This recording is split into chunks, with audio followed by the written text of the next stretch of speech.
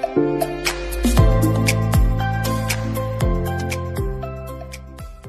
पवन तनी मोबाइल दो ना, फोन हमारे में टावर नहीं है।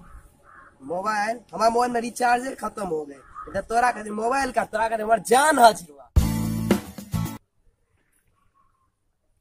हेलो तनी कॉपी दो ना। अभी अभी कॉपी रजवा ले गई, तोरा खातिर कॉपी का हमार जान हाजिर हुआ। हेलो पवन तब तनी अपन बाइक दो ना, हमारा बाइक खराब हो गई बा। अरे अभी अभी तो हमार बाइक पंचर हो गई, तोरा खातिर गाड़ी का हमार जान हाजिर बा। अरे बस कर, समझ गए तोहरा के।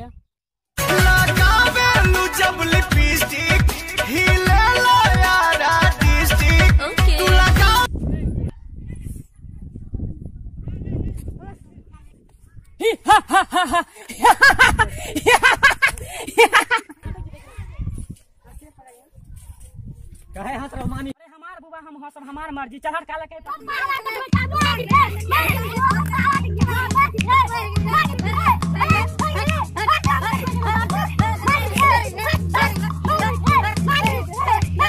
रुक बता नहीं हम अपन प्रशांत प्रदीप तनी आवा त तेरे गाछ वाला फील्ड पे एगो मीटर फसल बा, जल्दी कर दे। हां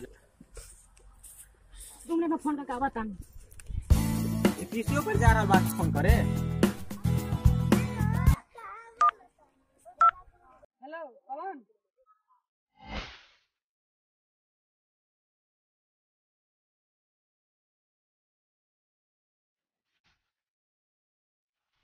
हेलो कहाँ बारे? तेतरी का फील्ड पे पार्टी चला था, जल्दी आवा। तेतरी का चला फील्ड पर पार्टी, तेतरी का चला फील्ड पर कुछ उठपटांग लागत बा। अच्छा नहीं आबा, कोनो बात नहीं आबा।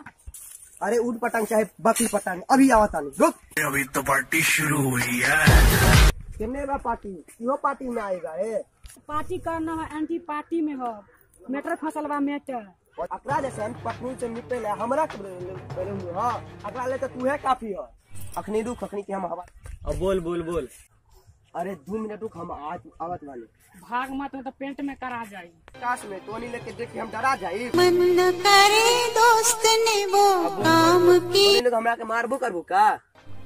इतना दिन के बाद मौका मिलल बा हाथ साफ करके, ई मौका ना जाने दे। जितना डिप हम मार उतना डिप तू लोग मार लेना, तो तू लोग हमरा के मार ना मार पहले तो हम टोनी के मार। मंजूर बा।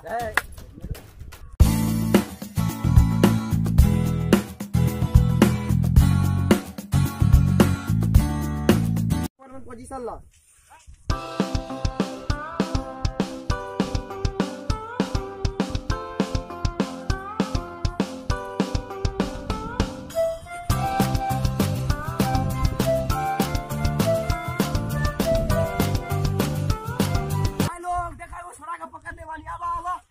रुका भाई, साइकिल लेके आवत भाई।